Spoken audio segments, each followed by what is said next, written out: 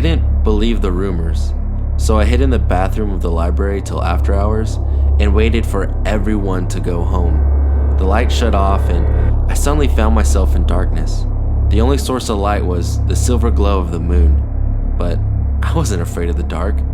I exited the bathroom and glided past shelves of books, casting the pale pall of the moon. The library seemed even more peaceful and serene now that everyone was gone, as if it had become a private sanctuary just for me.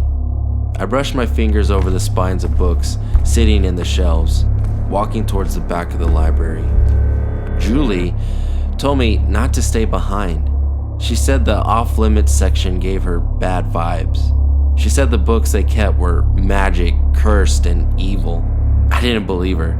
I wanted to find out for myself, and when I told her so, she said I would be cursed if I went down there. The rumors said the cursed would never return from the basement. Ridiculous. I got to the door that led to the basement. They must have locked it. I touched the doorknob, and to my surprise, the door swung open to reveal a dark staircase, untouched by moonlight. My heart raced, not from fear but excitement. This was a different world, one filled with mystery.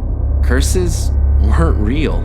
A cold gush wafted up, along with the smell of really old books. It reminded me of our old cellar, the stale smell of dust in a place that had gone untouched for years.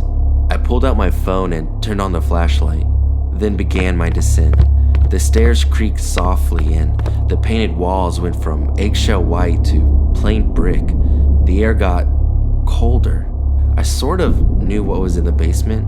Jared had worked here before and he said he went down to the basement to put away some books that would be kept as antiques. He told me what he saw. Just a small basement with specialized shelves that had glass to keep books from being damaged. Nothing more, nothing less.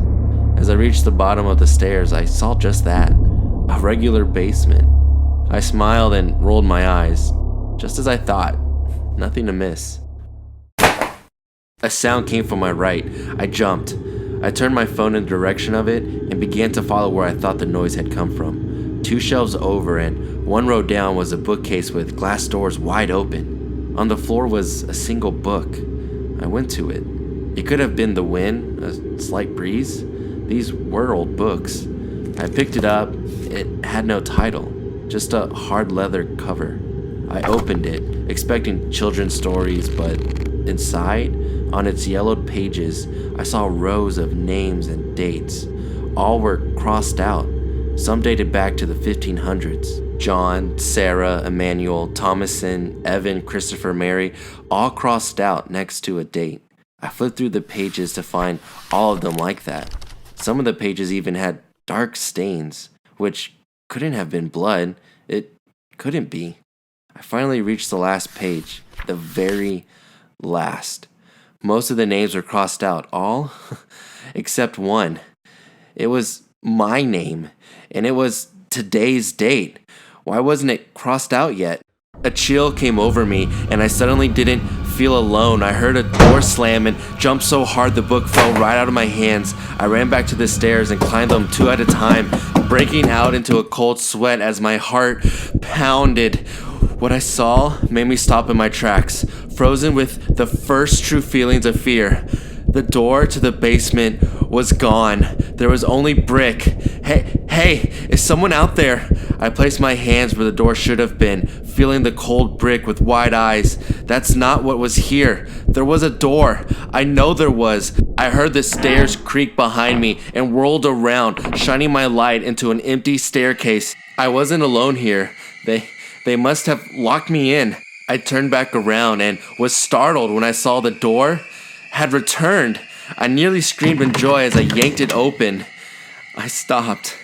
My blood turned cold. Beyond the door was a basement, the same one with the same shelves.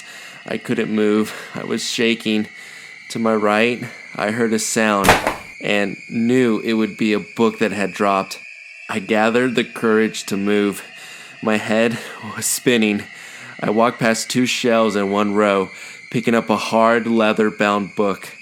I opened it. and the smell of fresh blood hit my nose hard enough to make me nauseous. I went to the very last page, trembling fingers shaking the pages.